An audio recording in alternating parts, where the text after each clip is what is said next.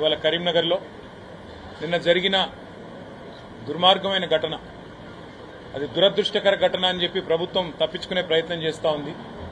ఒక దుర్మార్గమైన ఘటన, సభ్య సమాజం తలదించుకునే విధంగా నాగరిక సమాజం, అందులో ముఖ్యంగా కరీంనగర్లో ఉండే చైతన్యవంతమైన ప్రజానీకం ఒక్కసారిగా ఉలిక్కిపడే విధంగా జరిగిన సంఘటన ఏదైతే ఉందో, ఈ విషయంలో మా పెద్దలు, పార్టీ అధ్యక్షులు, తెలంగాణ తొలి ముఖ్యమంత్రి కేసీఆర్ గారి ఆదేశం మేరకు మేమందరం కూడా ఇవాళ నిన్నటి ఘటనలో జరిగిన బాధితులను పరామర్శించి వారికి ధైర్యం చెప్పి, అట్లాగే ఏ జ్యువెలరీ సంస్థ అయితే ఉందో పిఎంజే, ఆ సంస్థ యాజమాన్యంతో కూడా మాట్లాడి ఏం జరిగిందో తెలుసుకుని, అట్లాగే స్థానికంగా ఉండే పోలీసు అధికారులతో కూడా మాట్లాడి మరి సంఘటన జరిగి దాదాపు 30-32 గంటలైతా ఉంది.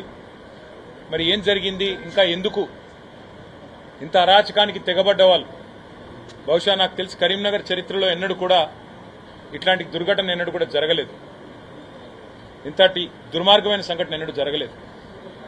5 పొద్దున్నే 11 గంటలకి 5 దొంగలు, ముష్కరులు పిస్తళ్లు పట్టుకొని ఒక షాపులో డే లైట్లో చొరబడి అక్కడ ఉన్న వాళ్ళందరినీ భయభ్రాంతులకు గురిచేసి దాదాపు అర్ధగంట సేపు ఆ షాపును, ఆ ఏరియాని హైజాక్ చేసినంత పనిచేసి చివరికి కాల్పులు జరిపి దారుణంగా దాదాపుగా వారు పడిపోయిన వాళ్ళు చనిపోయారేమో అనుకుని భయపడి పారిపోయారు తప్ప పోలీసులు రావడం వల్లనో లేకపోతే ప్రభుత్వ స్పందన వల్లనో ఏమీ జరగలేదు. ఇవాళ పరిస్థితులు ఎట్లా ఉన్నాయి తెలంగాణ రాష్ట్రంలో అంటే, కేసీఆర్ గారి ప్రభుత్వంలో ఆనాడు కేసీఆర్ గారు తీసుకొచ్చిన విప్లవాత్మకమైన వ్యవసాయ విధానాల వల్ల రైతు బంధు లాంటి పథకం కానీ, 24 గంటలు వ్యవసాయానికి ఉచితంగా విద్యుత్ ఇచ్చే కార్యక్రమం కానీ, పెద్ద ఎత్తున చెరువులను మిషన్ కాకతీయలో టేకప్ చేయడం కానీ, అట్లాగే నీటి వనరులను గోదావరి కానీ కృష్ణా కానీ సద్వినియోగం చేసుకోవడంలో కానీ ఇవన్నీ చేయడం వల్ల కేసీఆర్ గారి ప్రభుత్వంలో మన రాష్ట్రం పంజాబ్ను, హర్యానాను తలదన్ని వ్యవసాయంలో నెంబర్ 1గా నిలిచింది. మరి వాళ్ళ రేవంత్ రెడ్డి గారి హయాంలో ఎట్లా ఉంది అంటే, బీహార్ను, ఉత్తరప్రదేశ్ను తలదన్ని నేరాలలో మన రాష్ట్రం నెంబర్ 1గా నిలిచే ఒక దౌర్భాగ్యపు పరిస్థితి దాపురించిందని చెప్పక తప్పడం లేదు. ఎన్నడూ కరీంనగర్ చరిత్రలో, నేను కూడా ఇక్కడ పుట్టినవాడిని, ఇక్కడ చదువుకున్నవాడిని 2-3 ఏళ్లు. కరీంనగర్లో నేను దాదాపుగా నాకు 45 ఏళ్ల సంబంధం ఉంది కరీంనగర్తో. ఈ కరీంనగర్ పట్టణంలో నాకు బుద్ధి తెలిసినప్పటి నుంచి ఇక్కడున్న పెద్దలు కూడా అందరిని అడిగినాను, జీవన్ రెడ్డి గారిని, కమలాకర్ గారిని, ఇంకా మా సోదరులందరినీ, ఎప్పుడన్నా ఎన్నడన్నా ఇట్లాంటి సంఘటన గురించి మీరు విన్నారా? 5 తుపాకులతో 5 ముష్కరులు వచ్చి ఒక వ్యాపార సముదాయంలో చొరబడి భయభ్రాంతులకు గురి చేసి దాదాపు 4-5 కోట్ల రూపాయల విలువైన సంపద దోచుకోవడమే కాకుండా 32 గంటలైనా పత్తాలేరు వాళ్ళని పట్టుకునే పరిస్థితి లేదంటే ఎంత దౌర్భాగ్యమైన పరిస్థితిలో రాష్ట్ర ప్రభుత్వం ఉన్నది, ఎంత హీనమైన పరిస్థితిలో ఈ నగరంలో పోలీసింగ్ వ్యవస్థ ఉన్నది, దాన్ని బట్టి చెప్పవచ్చు. శాంతి భద్రతలను పర్యవేక్షించాల్సిన రాష్ట్ర హోంశాఖ గౌరవ ముఖ్యమంత్రి గారి చేతిలోనే ఉన్నది. మరి ముఖ్యమంత్రి గారు ఏం చేస్తున్నట్టు, ఆయన కింద పనిచేస్తున్న పోలీసులు ఏం చేస్తున్నట్టు దీన్ని బట్టి అర్థం చేసుకోవచ్చు. ఇవాళ ఇదేదో ఒక సంఘటన కాదు ఈ రాష్ట్రంలో జరిగింది. ఈ మధ్యకాలంలో ఒక్కసారి మీరు చూడండి దయచేసి, హైదరాబాద్ శివారు ప్రాంతంలో చందానగర్ అనే ఒక ఏరియా ఉంటుంది.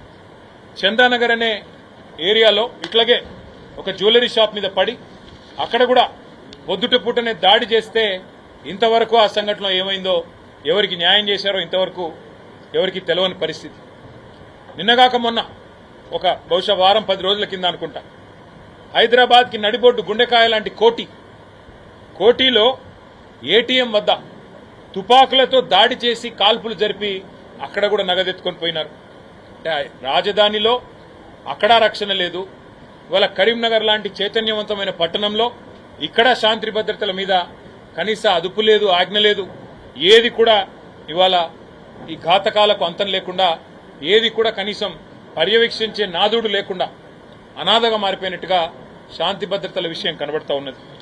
నిజానికి కేసీఆర్ గారి నాయకత్వంలో ఆనాడు గంగుల కమలాకర్ గారు మంత్రిగా, నేను మంత్రిగా ఇదే కరీంనగర్ పట్టణంలో సేఫ్ సిటీగా కరీంనగర్ను చేయాలి, స్మార్ట్ సిటీ మాత్రమే కాదు అని ఆలోచన చేసి 769 సీసీ కెమెరాలు పెట్టించాం. ఇది రాష్ట్ర ప్రభుత్వం తరఫున ఆనాడు ఒక ప్రత్యేకమైన చొరవ చేసి పెట్టించాం.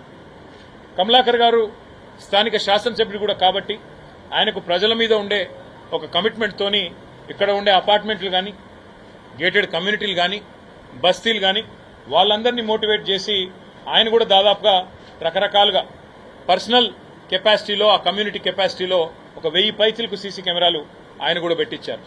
అంటే ఒక సేఫ్ సిటీగా ఉండాలి.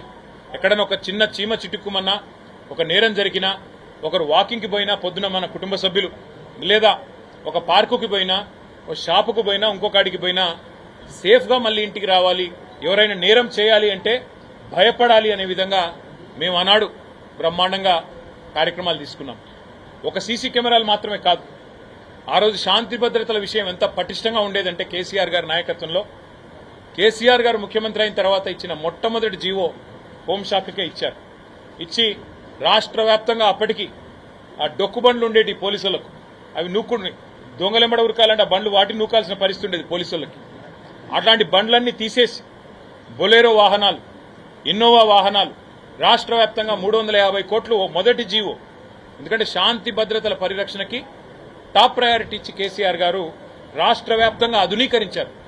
మొత్తం అన్ని వెహికల్స్ ని ఆధునీకరించి నూతన వెహికల్స్ ఏర్పాటు చేసి ప్రతి పోలీస్ స్టేషన్ కి అలవెన్స్లు ఇచ్చి సీసీ కెమెరాలు ఏర్పాటు చేసి, అట్లాగే అన్నిటికన్నా మించి డెటరెన్స్ కోసం, డెటరెన్స్ అంటే నేరం చేయడానికి భయపడాలి, పోలీసింగ్ కనబడాలి అని చెప్పి ఇంటర్సెప్టర్ అనే వాహనాన్ని తీసుకొచ్చారు.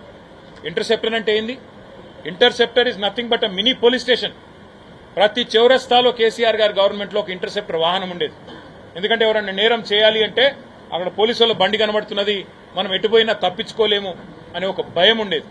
మరి ఈరోజు ఆ ఇంటర్సెప్టర్ వాహనాలకు దిక్కులేదు. మన రామగుండం పోలీస్ కమిషనరేట్ పరిధిలో నేను చూశాను, ఈనాడులో వార్త వచ్చింది, పోలీస్ బండిలో డీజిల్ లేక పోలీసులు బండ్లు నూక్కుంటా పోతా ఉన్నారు. ఈ రోజు రాష్ట్రంలో ఇది పరిస్థితి. మరి హోంమంత్రి ఎవరయ్యా అంటే ద గ్రేట్ రేవంత్ రెడ్డి గారు. నేను అనేది ఇవాళ ఈ రాష్ట్రంలో ఈ రకంగా పోలీసుల వ్యవహారం ఉంటే ఆ పోలీస్ మంత్రి గారు ఏం చేస్తున్నట్టు, ప్రభుత్వం ఏం చేస్తున్నట్టు, పట్టపగలు 11 గంటలకి ఉదయమే 5 తుపాకులతో కరీంనగర్లో దుండగులు సంచరిస్తుంటే ఏం చేస్తున్నట్టు ఇక్కడ పోలీస్ యంత్రాంగము? గుడ్డి గుర్రాల పనులు దొమ్ముతున్నారా? ఏం చేస్తున్నారు?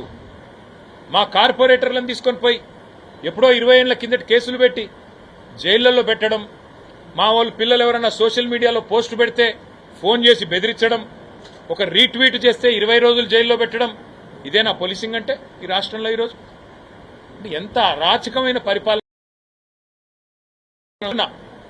నేరాలు, ఘోరాలు, వీటి నియంత్రణలో ప్రభుత్వ వైఫల్యం వల్ల, ఇవాళ శాంతి భద్రతలు అడిగంటిపోవడం వల్ల ఇవాళ మనం బీహార్తో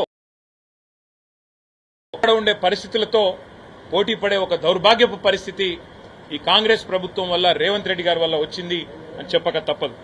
ఇవాళ ఒక సేఫ్ స్టేట్ గా ఉన్న తెలంగాణలో 2.5 ఏళ్లలో అన్ని వ్యవస్థలు కుప్పకూలిపోతా ఉన్నాయి. ఒకవైపు ఎండాకాలంలో విద్యుత్ ఇచ్చే పరిస్థితి లేదు, విద్యుత్ కోతలతో ప్రజలు అలమటించిపోతా ఉన్నారు. తాగునీటిని కనీసం మెయింటైన్ చేసే పరిస్థితి లేదు మిషన్ భగీరథని. ఇంకా ఎండాకాలం పూర్తిగా రానేలేదు, ఎక్కడికక్కడ నీటి ఎద్దడి. ప్రజలు మమ్మల్ని అడుగుతా ఉన్నారు, అన్న బోర్లు కావాలి, ఊర్లలో బోర్లు కావాలి, పట్టణంలో బోర్లు కావాలి అని అడిగే పరిస్థితి. ఏమైందయ్యా మిషన్ భగీరథ అంటే? అధికారులను అడిగితే మెయింటెనెన్స్ లేదు సార్, గవర్నమెంట్కి ఇష్టం లేనట్టుంది సార్, ఏం చేయాలి అని వాళ్ళు అంటా ఉన్నారు. ఒక్కొక్కటిగా వ్యవస్థలు కుప్పగూలిపోతా ఉన్నాయి. కానీ ఆందోళనకరం ఏమంటే ఇవాళ ఆ కుటుంబ సభ్యుల్ని కలిసినాం. ఆ 4 ఎంప్లాయీస్ ఎవరికైతే గాయం తగిలిందో వాళ్ళ కుటుంబాలను కలిసినాం. వాళ్ళు అంటున్నారు, అన్న ఇవాళ మా వాళ్ళకి జరిగింది, రేపు మిగతా వాళ్ళకి జరగదని గ్యారంటీ ఏంది? ఇట్లే ఉంటుందా రాష్ట్రంలో పరిపాలన అని ఆ కుటుంబ సభ్యులు అడుగుతుంటే చెప్పినాం, మేం మాట్లాడతామమ్మా, ప్రభుత్వాన్ని మేము నిలదీస్తాము, గట్టిగా అడుగుతాము. ఇదేనా పరిపాలించే పద్ధతి? ఇదేనా మీరు శాంతి భద్రతలు మెయింటైన్ చేసే పద్ధతి? పట్టపగలు ఇంత ఘోరం జరిగితే 32-33 గంటలైంది, ఒక్క అరెస్ట్ లేదు. కనీసం అసలు సీసీ కెమెరాల్లో ఓపెన్ గా వాళ్ళు మాస్క్ కూడా తొడుక్కోలేదు ఆ దుండగులు. అయినా మీకు కనీసం వాళ్ళని పట్టుకునే తెలివిలేదు. వెంటనే నాకాబందీ చేసి ఎక్కడికక్కడ బ్యారికేడ్లు పెట్టి ఎటుపోయినారు చూసుకొని ఎంత దూరం పోతారండి? సంఘటన జరిగిన వెంటనే స్పందిస్తే, అర్ధగంటలో గంటలో స్పందిస్తే ఎంత దూరం పోతారు? విమానం వేసుకొని అయితే పారిపోరు కదా. ఎంత దూరం పోయినా 40 కిలోమీటర్లు 50 కిలోమీటర్లు పోతారు. ఇంతవరకు 32 గంటలు అయిన తర్వాత కూడా ఒక్కరంటే ఒక్కరు దొరకలేదంటే ఎంత చేతగాని ప్రభుత్వం ఇది, ఎంత చేతగాని పోలీస్ యంత్రాంగం ఇక్కడ ఉన్నది. దయచేసి మీరు ఆలోచించాలని చెప్పి కోరుతా ఉన్నా. పోలీసులు అంటే కేవలం ఒక ప్రైవేట్ ఆర్మీ మాదిరిగా రాజకీయ కక్ష సాధింపులకి లేదా కొనుగోలు కేంద్రాల కాడ రైతుల అవస్థలు చూసి మా నాయకులు ఇవాళ జీవన్ రెడ్డి గారు అక్కడ పూడూరులో ధర్నా చేస్తే మా రవిశంకర్ గారు అరెస్టు చేయడానికి మాత్రమే ఉంటారు. ప్రతిపక్షాలని అసలు పని చేయరా మీరు? శాంతి భద్రతలు నిర్వహించడం కానీ కనీసం ఇలాంటి జరుగుతున్నప్పుడు ప్రజల్లో మనోధైర్యం నింపడానికి కొంత కార్యక్రమాలు కానీ ఏమీ చేయలేదు. కేవలం ఎంతసేపు రాజకీయ కక్ష సాధింపులు, అరెస్టులు, అడ్డమైన కేసులు. సోషల్ మీడియాలో ఇప్పుడే మా తమ్ముడు ధర్మపురి నుంచి తమ్ముడు వచ్చినాడు, చిన్న పిల్లోడు, మా విద్యార్థి నాయకుడు ప్రశాంత్ అబ్బాయి పేరు, కేసులు పెట్టి వేధిస్తున్నారంట. అక్కడ ఆయనతో వచ్చిన మా సోదరుడు చెప్తా ఉన్నాడు శ్రీకాంత్ రెడ్డి, అన్న పోలీసు ఆయన ఎస్ఐ గారు రోజు స్టేషన్ కన్నా పోతాడో లేదో కానీ రోజు తమ్ముడికి మాత్రం పొద్దున్నే వస్తాడు ఆయన దగ్గరికి అని చెప్తున్నాడు. ఇట్లున్నది పోలీస్ యంత్రాంగం ఇవాళ ఈ రాష్ట్రంలో, ముఖ్యంగా మన కరీంనగర్ జిల్లాలో. అందుకే మేము ఈ ప్రభుత్వాన్ని మేము అడిగేది ఒకటే, మీకు చేతనైతదా చేత కాదా? లేదంటే ప్రజలకే మేము విజ్ఞప్తి చేస్తాం, అయ్యా మీరు ఇంటి చుట్టూ సీసీ కెమెరాలు పెట్టుకోండి, ఈ ఇంట్లో ముంగట మీరే ప్రైవేట్ సెక్యూరిటీ వాళ్ళని పెట్టుకోండి, ఈ ప్రభుత్వం పట్టించుకునే పరిస్థితి లేదు, మనమే గస్తీ తిరుగుదాం అందరం, ఎందుకంటే ఈ ప్రభుత్వంతో కాదు, వీళ్ళకి ఇంట్రెస్ట్ లేదు అని చెప్పక తప్పని పరిస్థితి వస్తుంది. ఇక కూతవేటు దూరంలో పక్కకే కోర్టు ఉన్నది, ఎదురుగానే కోర్టు ఉన్నది, వెనకాల హోంశాఖ సహాయ మంత్రి గారి ఆఫీస్ ఉన్నది, అక్కడ కూడా 100 మంది పోలీసు వాళ్ళు ఉంటారు. మరి ఇంతమంది ఉండి మరి ఏం చేస్తున్నట్టు, ఏం జరుగుతున్నట్టు ఒక్కసారి ఆలోచించమని కోరుతా ఉన్నా. కేసీఆర్ గారేమో ఒక అంతర్జాతీయ స్థాయిలో స్కాట్లాండ్ యార్డు, న్యూయార్క్ సిటీ పోలీసుకు ఉన్నట్టుగా ఒక కమాండ్ కంట్రోల్ సెంటర్ కట్టించారు. ఇవాళ ముఖ్యమంత్రి గారు అక్కడే కూర్చుంటున్నారు. కమాండ్ కంట్రోల్ సెంటర్లో కూర్చోవడం కాదు, శాంతి భద్రతలను కమాండ్ చేయండి, శాంతి భద్రత నిర్వహణ నేర్చుకోండి, అధునాతనమైన పరిజ్ఞానం మీ చేతుల్లో ఉంది, వాడండి. మా ఇంటి మీదకి హ్యాకర్లు పంపడం కాదు, మా సీసీ కెమెరాలు హ్యాక్ చేయడం కాదు, మమ్మల్ని ఎంబడబడి వేధించడం కాదు, మా మీద పసలేని కేసులు పెట్టి ఆగం చేయడం కాదు. చేతనైతే ప్రజల ప్రాణాలు కాపాడండి. వాళ్ళ 4 హాస్పిటల్లో మేము కలిసి వచ్చాం, ఆ సెక్యూరిటీ గార్డు కానీ అట్లాగే అందులో పనిచేసే ఎంప్లాయీస్ కానీ, వాళ్ళందరూ అంటున్నారు భగవంతుని దయ వల్ల బతికిపోయినాం సార్, ఒక్క పోలీసు లేదు, ఎవరూ లేదు, మేము అక్కడ పడి ఉంటే కూడా దాదాపు అర్ధగంట సేపు ఎవరూ రాలేదు, నిజంగా మా అదృష్టం బాగుండి బతికినాం సార్, దేవుడి దయతో బతికినాం సార్ అని వాళ్ళు చెప్తా ఉన్నారు. వాళ్ళ కుటుంబ సభ్యులు కూడా రోధిస్తూ ఉన్నారు. ఇవాళ మేము పత్రికా మిత్రులతో కూడా నేను కోరేది, ఇలాంటి సంఘటన పునరావృతం కాకూడదు అంటే ఖచ్చితంగా మనం కూడా ప్రజల్ని అప్రమత్తం చేయాలి. మనం కూడా తప్పకుండా ఈ ప్రభుత్వం మొద్దు నిద్ర వీడేదాకా ఎంబడబడాలి. పోలీసు వాళ్ళు నాకు తెలుసు, పత్రికా వాళ్ళని కూడా అంటారు మీరు ఎందుకయ్యా క్రైమ్ ఇట్లా హైలైట్ చేస్తున్నారు అని, కానీ తప్పకుండా చేయాల్సింది. ఎందుకంటే ఈ పోలీసు వాళ్ళు లేకపోతే వాళ్ళ మొద్దు నిద్ర వీడేటట్టు లేరు. చిన్న సంఘటనలు పెద్ద సంఘటనలు ఉండవు, ఎందుకంటే నిన్న పొరపాటున ఒకరికేమన్నా అయ్యింటే ఇవాళ జాతీయ స్థాయిలో వార్త అది. అందుకే మేము అనేది, ఈ ప్రభుత్వం మొద్దు నిద్ర వీడాలి అంటే, ఇక్కడ ఉన్న పోలీసులు సరిగ్గా పని చేయాలి అంటే తప్పకుండా మీడియా సహకారం కూడా అవసరం. మరి నాకైతే డౌట్ కూడా వస్తున్నది, ఈ మాట అంటే కొంతమందికి నచ్చకపోవచ్చు కానీ ఓ డౌట్ కూడా వస్తున్నది. మరి ముఖ్యమంత్రి గారు ఏమన్నా, ఆయన గతానుభవం చెంచల్గూడలో చాలా కాలం ఉన్నాడు ఆయన, మరి వాళ్ళ బ్యాచ్మేట్లకు ఏమైనా ఫ్రీడమ్ ఇచ్చిండా? అరే చేసుకోనరా, నేనే ఉన్నా కదా మీ దోస్తును, చూసుకోండి. లేకపోతే మేము కూడా కాంగ్రెస్ మంత్రులు ఎమ్మెల్యేలు అందరం స్కీమ్ పెట్టుకున్నాం, దాచుకో అనే స్కీము, మీరు కూడా అదే స్కీమ్లో పాలు పంచుకోండి అని చెప్పి వాళ్ళకి ఏమైనా లైసెన్స్ ఇచ్చిండా, ఫ్రీడమ్ ఇచ్చిండా? లేకపోతే ఏంది? 5 తుపాకుల కరీంనగర్ లాంటి పట్టణంలో, ఇంతటి చైతన్యవంతమైన పట్టణంలో, హోంశాఖ సహాయ మంత్రి గారు ప్రాతినిధ్యం వహిస్తున్న పార్లమెంటరీ హెడ్ క్వార్టర్లో 5 తుపాకులతో ముష్కరులు వస్తే, కాల్పులు జరిపితే, ఇంత తీవ్రమైన గాయాలు జరిగితే 32 గంటల పాటు ఒకరిని పట్టుకోలేని పరిస్థితిలో ఉన్నారంటే, నేను మీకు గుర్తు చేస్తా ఉన్నా, మా మీడియా మిత్రులకు తెలుసు, మా ప్రభుత్వంలో కూడా ఒక చిన్నపిల్ల అపహరణ సంఘటన జరిగింది, మీకు గుర్తుండాలి. కానీ నాకు గుర్తున్నంత వరకు వితిన్ 5-6 అవర్స్ ఆ సీసీ కెమెరాలు చూసి పట్టుకొని వితిన్ 5-6 అవర్స్ ఆ పాపను తీసుకొచ్చి తల్లిదండ్రుల దగ్గర అప్పచెప్పింది ఆనాటి పోలీస్ యంత్రాంగం. పోలీసు వాళ్ళు మారలేదు, ప్రభుత్వం మారింది, ప్రాధాన్యాలు మారినాయి. కాబట్టే ఈ అవస్థ వచ్చింది. ఈ ముఖ్యమంత్రి గారి చేతగాంతనం, ఆయన ఇంకొకరికి అవకాశం ఇవ్వడం అదో దౌర్భాగ్యం. విద్యాశాఖ నా దగ్గరనే ఉండాలి, హోంశాఖ నా దగ్గరనే ఉండాలి, మున్సిపల్ శాఖ నా దగ్గరనే ఉండాలి, కానీ మళ్ళీ ఏం తెలియదు అంటాడు. మున్సిపాలిటీలో వాళ్ళు చెత్త తీస్తున్నారో తెలియదు, బడులు మంచిగా పనిచేస్తున్నాయో తెలియదు, పోలీసు వాహనాల్లో డీజిల్ ఉందో లేదో కూడా ముఖ్యమంత్రి గారికి తెలియదు. అందుకే మేమనేదల్లా ఈ రాష్ట్ర ప్రభుత్వాన్ని, రాష్ట్ర ముఖ్యమంత్రి గారిని కూడా, అయ్యా ఇకనైనా మేల్కోండి, రాజకీయాలు చేయొచ్చు, మా మీద కేసులు పెట్టు, వేధించు, అవన్నీ చేయి, పర్వాలేదు, కానీ ప్రజల ప్రాణమానాలతో మరి ముష్కరులు చెలగాటమాడుతున్నప్పుడు మీరు పొరపాటున కూడా ఇట్లాంటి విషయాల్లో మీరు ఉపేక్షిస్తే ఇవి మళ్లీ జరుగుతాయి. మీరు పునరావృతం కాకుండా దిశా సంఘటన జరిగింది, మీకు గుర్తుండాలి. ఆనాడు కేసీఆర్ గారి నాయకత్వంలో పోలీసులు ఎట్లా స్పందించారండి, మీకు గుర్తులేదా? అందరికీ రాష్ట్రంలో మర్చిపోయారా? అంటే పోలీస్ యంత్రాంగం ఒకవైపు ఫ్రెండ్లీగా ఉంటూనే, పోలీసింగ్ చేస్తూనే, మరొక వైపు పటిష్టమైన శాంతి భద్రతలు మెయింటైన్ చేసే విధంగా వారి దగ్గర ఉండే యంత్రాంగం కానీ, వారికి ఉండాల్సిన వాహనాలు కానీ, వారి దగ్గర ఉండాల్సిన అధునాతన పరికరాలు కానీ, అమ్యునిషన్ కానీ అన్నింటినీ కేసీఆర్ గారు చూసుకున్నారు. వాళ్ళ ఈ సంఘటన జరిగింది